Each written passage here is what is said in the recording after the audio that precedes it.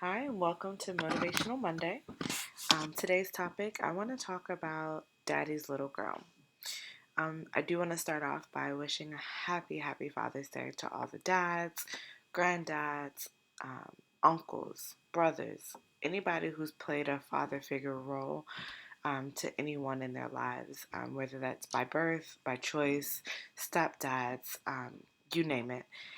Dads to be. I think it's just really exciting, and I think we definitely deserve to recognize those who are playing an active role in the lives of people that they're around, whether that be their child or um, their niece or nephew or godson or godchild or whoever. I just wanted to say thank you for stepping up for that responsibility.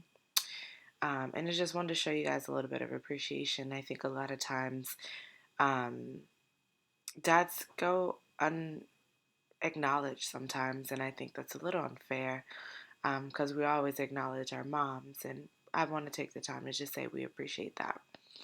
And along those lines, I do want to share my views.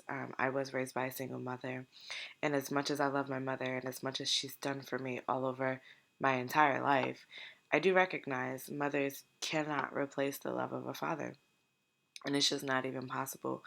The two relationships are made to be different. And I there was a point in life where I would wish my mom Happy Father's Day, but I realized that I was doing so out of a place of hurt.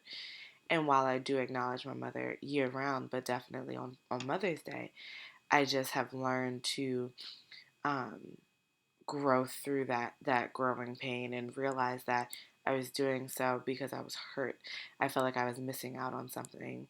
And just realizing that there are people who have stepped up in my life who have been there on a consistent basis, and I can acknowledge that. But I do recognize that pain and that hurt of those who feel like they didn't have the father that they wanted or didn't have the father involvement that they needed. And I know of people who their father was in the house their whole lives. Like it wasn't enough. Or people who provided financially but wasn't there emotionally or to support the child growing up. And those who just weren't around at all. And it's a difficult place to be in as that child. And I do hope that you learn to grow through that hurt. And I know it's difficult sometimes, and I know sometimes it can be overwhelming, but it's gonna be okay. You can't do anything to change the past, but you can change how you feel about it. And I think that's the important piece of growth and growing from there.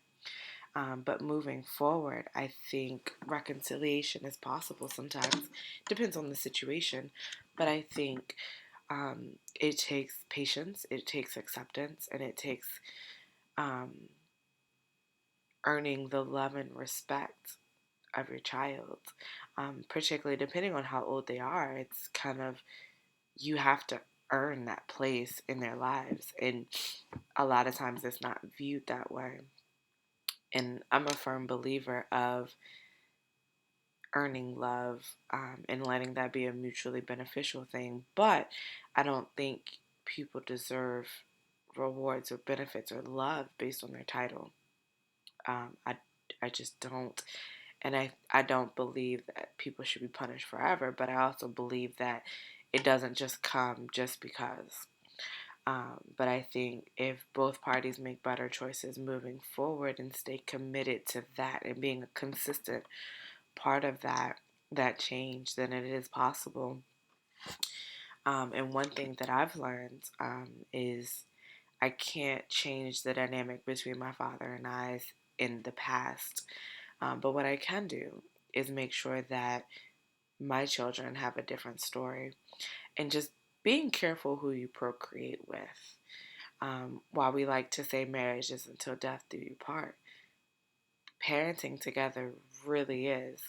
And until one of the three of you die, you're in it for life. You can't change the parent that you've chosen for your child, and just being conscious about who you're making that decision with and being aware that it is a decision you're making. If you're not preventing it, actively, then you're making a decision to have children with this person. And just being careful, and not only that their character is right, but that they're ready. Because a person can have the greatest intentions in the world, but if they're not ready for children, they're not ready. And that's mentally, emotionally, financially, professionally, just all across the board. You just want to be ready to create a different lifestyle for your child. You don't want your child to be in an environment where they're hurting, particularly at the hands of either parent, whether that's their mother or their father, and you want to be in the best position possible. So I just hope that this opens up room for growth for someone, and I hope you guys are able to heal from that, just by sharing, a little bit of what I've been through on this topic. But again, I know there are great men in this world who are doing everything that they can for their children. And I just want to say thank you.